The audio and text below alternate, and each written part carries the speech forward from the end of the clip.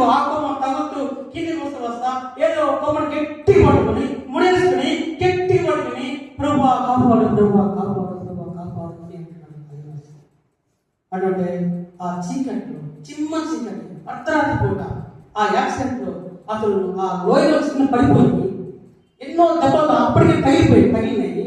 ఆ కొమ్మ తగిలి ఈ చెట్టు తగిలి ఎట్లా ఒంట్లో కొమ్మను గట్టి ముడేస్తున్నాడు, గట్టి పట్టుకుని ప్రభువాను రక్షించు ప్రభువా, ప్రభువాను రక్షించు ప్రభువా అంటే ఒక మెల్లని స్వరం ఆ చేతిని విడిచిపెట్టు, నేను రక్షిస్తాను. నువ్వు పట్టుకున్న కొమ్మని కదా, తను విడిచిపెట్టు, నేను రక్షిస్తానన్నాడు. అప్పటికే ఎంతో దూరం కిందికి వచ్చేసాడు.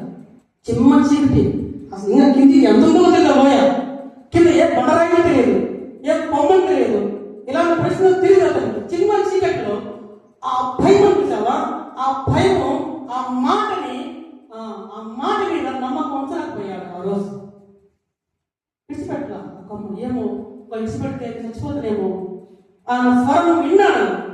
ఆ కొమ్మ వచ్చి విడిచిపెట్టు, నేను కాపాడుతాను.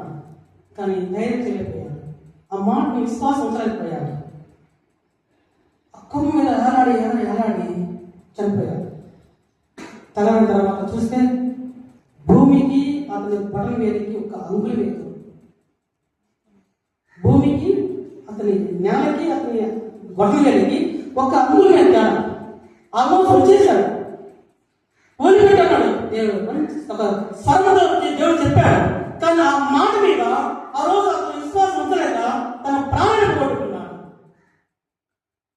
చరస్తుల మీద వేసేది కొనగలేదు. ఏం ప్రభావ అన్నమాట చేసి ఏడమొస్తే ఏడు చేసి ఎంత ఇబ్బంది పడతా, నేను ఇదా నాకు ఇచ్చాను నీ నమ్మకం ఉంటే అని అలా వేసాడు. శరతలు వేసిన మౌనంగా ఉన్నాడు.